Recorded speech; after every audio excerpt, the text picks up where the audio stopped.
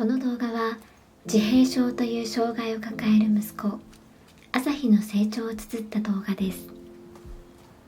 この動画をきっかけに自閉症という障害を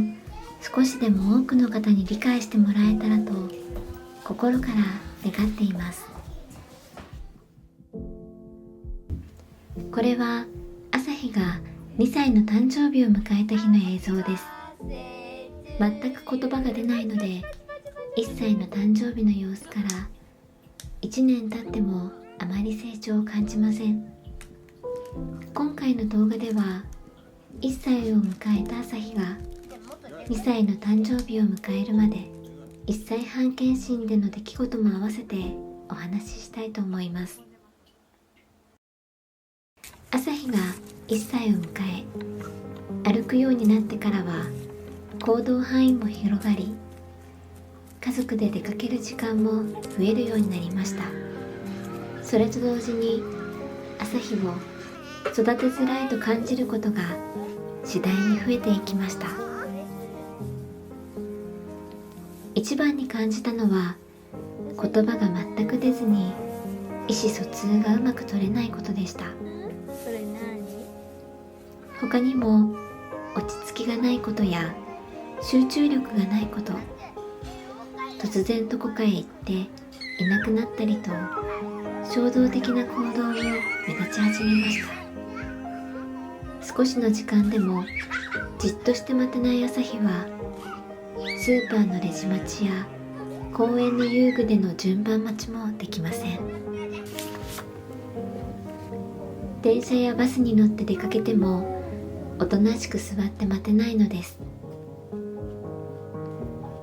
一見普通の子に見える2歳の朝日が突然落ち着きのない行動をするので周囲からの冷たい視線を感じるようになりました。どこへ出かけても周りからの目が気になってしまい、次第に朝日と出かけるのもストレスを感じるようになっていきました。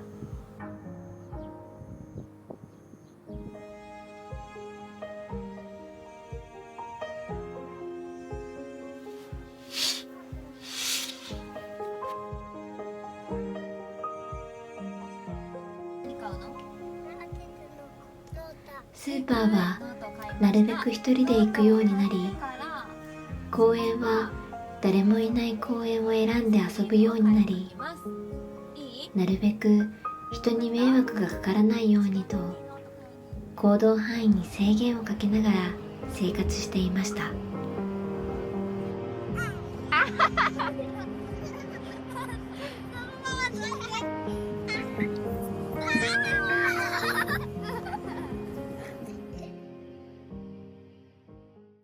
そんな中、家族で関西旅行に出かけました。想定内ではありましたが、列車内を歩き回る朝日に付き合うだけで私も夫もクタクタになってしまいました。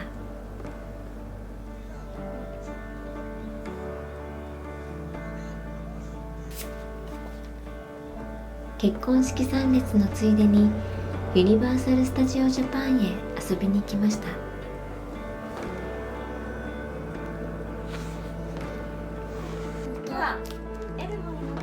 朝日はお兄ちゃんたちと一緒にアトラクションの順番を待つことができず、私と朝日は2人だけで別行動をし、邪魔にならない場所で2人きりで過ごしていました。家族で行った旅行なのに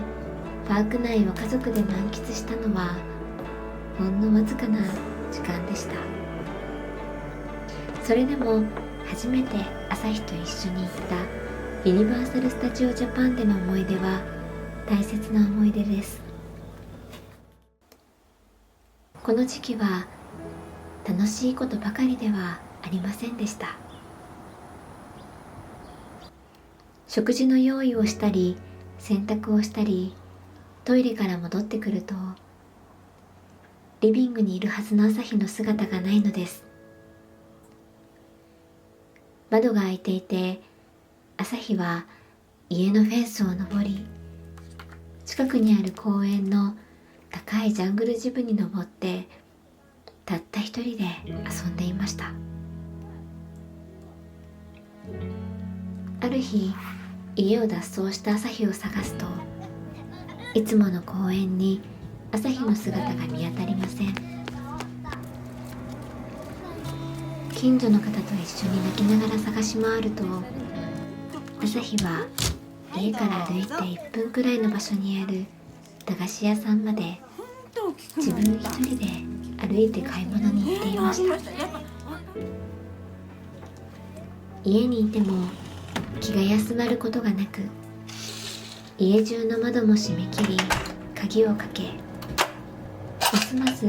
息苦しい生活になってしまいました。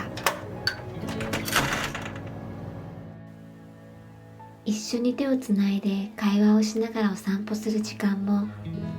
朝日とゆっくり向き合い言葉をかけてあげる時間も次第に少なくなっていきました。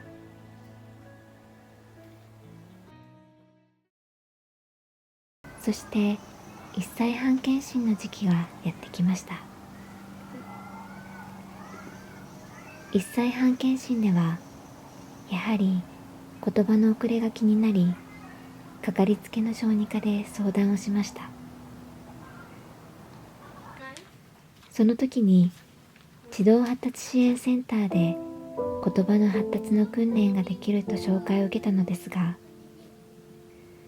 訓練しなくても言葉は出るだろう、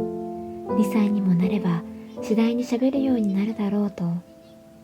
児童発達支援センターへ行くことを私たちは見送ってしまいました。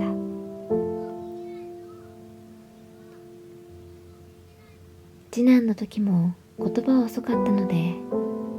男の子は成長も遅いから心配いらないよと周りのフォローにも支えられながら、私たちは2歳まで経過を見守り続けました。今となれば、あの時児童発達支援センターに行って相談していれば、もっと早く療育を受けていれば、朝日は今よりもっと成長できていたのかなと後悔することもたくさんあります。そんな朝日は2歳の誕生日を迎えても言葉が出ることはありませんでした。お母さんと呼んでくれる日はいつになるのかな。次回の動画では、朝日が幼稚園未就園児クラスに通い出した時の様子をお話ししたいと思います。チャンネル登録や温かいコメントなどをいただきありがとうございます。